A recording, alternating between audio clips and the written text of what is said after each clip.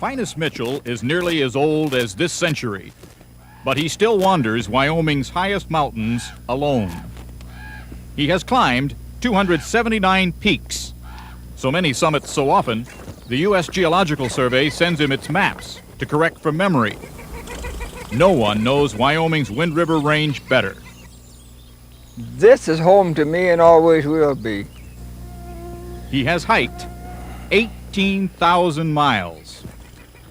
I can go anywhere I want to if I take my time.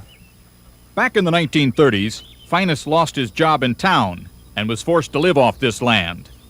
He gave something in return. For nearly a decade, he packed in 2.5 million trout, stocking more than 300 lakes in the high country. I got a fish.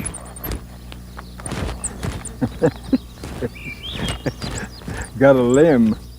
Finis Mitchell created a sportsman's paradise, but he never charged a penny. At the end of the Great Depression, when he got his old job back, he was $4,000 in debt.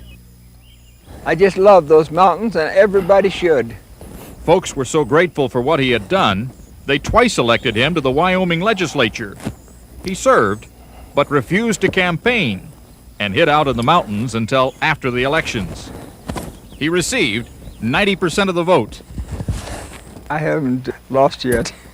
Finis doesn't hold with much fuss. On the trail, he never starts a campfire. He doesn't even carry a tent. Wherever you are, when the sun goes down, that's bedtime. He has never owned a compass. If it's storming and you can't see, it's time that you're under that bed anyhow. He sleeps content in the knowledge that come morning, the whole range of mountains will be there to guide him. Even my toes are relaxed. Finis used to hike 40 miles a day, but he has had 2 strokes and a cataract removed from his eye. He now wears glasses and balances on poles when the going gets difficult. Never gamble with your life because you can't lose but once. He whittled these crutches after he wrenched his knee in the wilderness. And I walked out 14 miles in 2.5 days.